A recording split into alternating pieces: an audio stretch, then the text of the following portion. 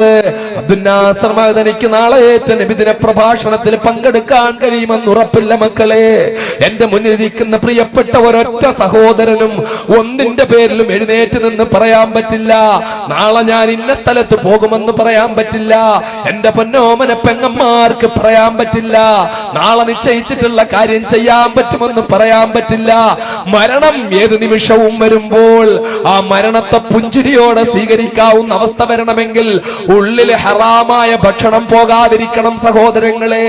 ഹറാമായ ഭക്ഷണം പോകുന്നില്ലെന്ന് ഉറപ്പിക്കാൻ പറ്റുമോ? പലിശ വാങ്ങുന്നവര് കൈപൊക്കാൻ പറഞ്ഞാൽ ഒരാൾ പോലും ഉണ്ടാവില്ല.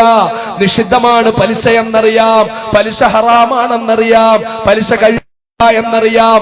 അതുകൊണ്ട് എന്റെ പ്രിയപ്പെട്ട സഹോദരങ്ങളിൽ ഒരാൾ പോലും പലിശ വാങ്ങുന്നവരുണ്ടാവില്ല. പക്ഷേ പലിശ വാങ്ങുന്നവർ മാത്രമാണ് തെറ്റുകാരെന്നല്ല മുത്തളി മുഹമ്മദ് മുസ്തഫ പഠിപ്പിച്ചത്, അള്ളാഹുവിന്റെ വിശുദ്ധ ഖുർആൻ പഠിപ്പിച്ചത്. ആകിലു റിബാ വമൂകിലുഹു വകാതിബുഹു വശാഹിദുഹു കുല്ലുഹും ഫിന്നാർ. നബിയുനാ റസൂലുള്ളാഹി അള്ളാഹുവിന്റെ ഹബീബ് പറഞ്ഞത് പലിശ തിന്നുന്നവൻ മാത്രമല്ല, പലിശ കൊടുക്കുന്നവൻ, പലിശയുടെ കണക്കെഴുതുന്നവൻ, പലിശയ്ക്ക് സാക്ഷി നിൽക്കുന്നവൻ, എല്ലാവരും നരകത്തിലാണ്, എല്ലാവരും നരകത്തിലാണ്. അടിവരയിട്ട് കേൾക്കണേ ഉമ്മമാരെ, അടിവരയിട്ട് കേൾക്കണേ അനുജന്മാരെ. അള്ളാഹുവിന്റെ ഹബീബ് പറഞ്ഞതാ പലിശയ്ക്ക് 70 പാപമുണ്ട്. അതിലേറ്റവും ചെറിയ പാപം, ഇങ്ങേയറ്റത്തെ പാപം സ്വന്തം മാതാവുമായി വ്യഭിചരിക്കുന്നതിനേക്കാൾ കഠിനമാണെന്ന് മുഹമ്മദ് മുസ്തഫ. എന്റെ പ്രിയപ്പെട്ട മക്കളെ, പലരോടും ചോദിക്കുമ്പം പറയും ബാങ്കിൽ നിന്ന് ലോൺ എടുത്തു 10% പലിശയാ, പക്ഷേ ഒരു വീട് വെക്കണ്ടേ ഉസ്താദേ, വണ്ടി സിസിക്ക് എടുത്തു, കടയ്ക്ക് വേണ്ടി ലോൺ എടുത്തു.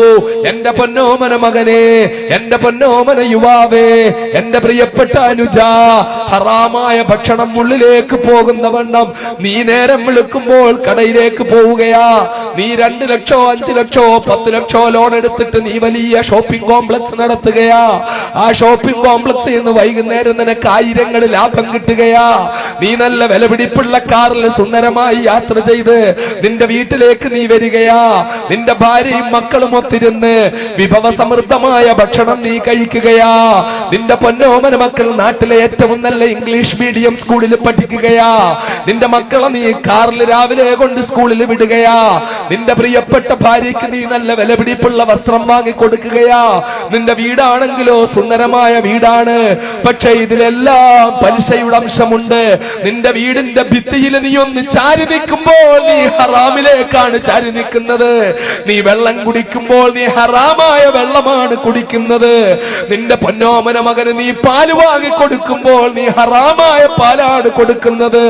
നിന്റെ ഭാര്യയ്ക്ക് നീ പർദ്ദ വാങ്ങി കൊടുക്കുമ്പോൾ ഹറാമായ വസ്ത്രമാണ് വാങ്ങിക്കൊടുക്കുന്നത്. നീ പള്ളിയിലെ മുസ്ലിയാർക്ക് ഭക്ഷണം കൊടുക്കുമ്പോൾ ഹറാമാണ് നീ ഭക്ഷണം കൊടുക്കുന്നത്. എന്റെ പ്രിയപ്പെട്ട മുസ്ലിമേ, ഈ ഹറാമിനകത്ത് കിടന്ന് കെട്ടിമറിയുകയാണ്. നിന്റെ രക്തം ഹറാമാണ്, നിന്റെ മാംസം ഹറാമാണ്, നിന്റെ ശരീരം ഹറാമാണ്. നീ ഹറാമുള്ളിലേക്ക് പോയിട്ട് റബ്ബിനോട് നീ കുനിഞ്ഞു കിടന്ന് എത്ര വിളിച്ചാലും റബ്ബ് കേൾക്കൂല.